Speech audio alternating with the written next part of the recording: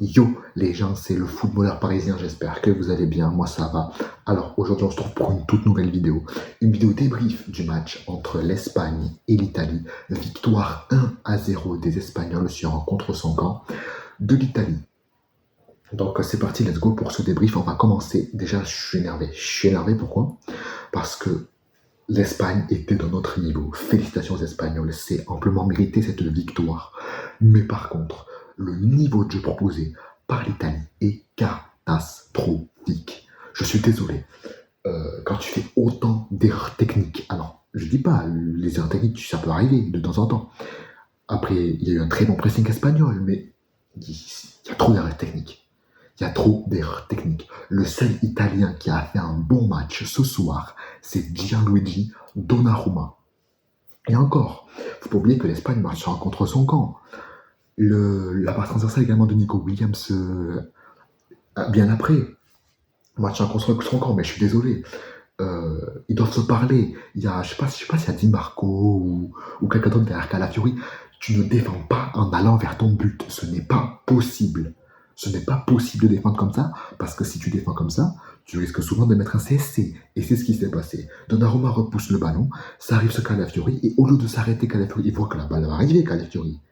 Au lieu de s'arrêter, il avance, du coup ça tape son genou, et ça rentre. Du coup, on s'incline 1-0. On va quand même revenir sur le match dégueulasse des Italiens. On va commencer par Scamacca, qui a été affreux sur les deux matchs qu'il a joués. Il a été affreux. Que des erreurs techniques. Ensuite, on va enchaîner, mais là, il va en prendre plein la gueule. C'est Di Lorenzo. Di Lorenzo a fait un match catastrophique. Il est rentré dans toutes les feintes de Nico Williams. Il a pris le bouillon sur le côté gauche.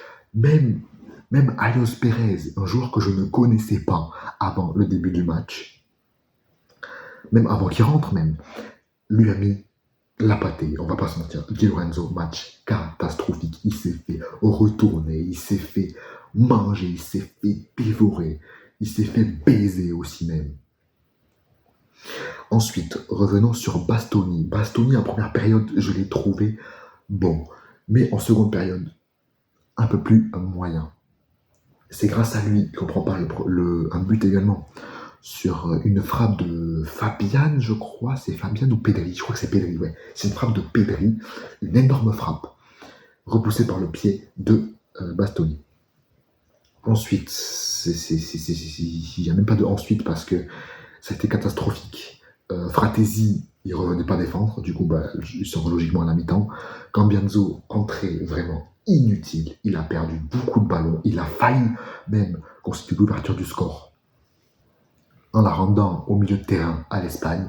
Trop de ballons rendus, trop de déchets techniques. On va se choper un gros en plus de ça en 8e puisqu'on ne peut plus finir premier. Ben oui, puisque l'Espagne a gagné à 6 points et nous, on a 3 points. Sachant qu'on joue contre la Croatie. Encore, on n'est même pas sûr d'être qualifié parce que l'Espagne est première avec 6 points. L'Italie est deuxième avec 3 points. L'Albanie est dernière avec 1 point. Avec la Croatie également à 1 point. On n'est même pas sûr de se qualifier dans les deux premiers. Ah, on est meilleur troisième, tu vas me dire. Parce que bon, finir deuxième, ça va. Je sais pas quel groupe c'est, mais en tout cas, je crois que c'est un gros match qui nous attend en huitième de finale si on finit deuxième. Va falloir montrer bien plus que ce qu'on a montré. Va falloir régler ces problèmes techniques. Parce que même Spalletti, je l'ai senti dégoûté. Des erreurs totalement connes aussi. Les fautes, il y a des fautes, elles sont débiles, mais d'une puissance monumentale.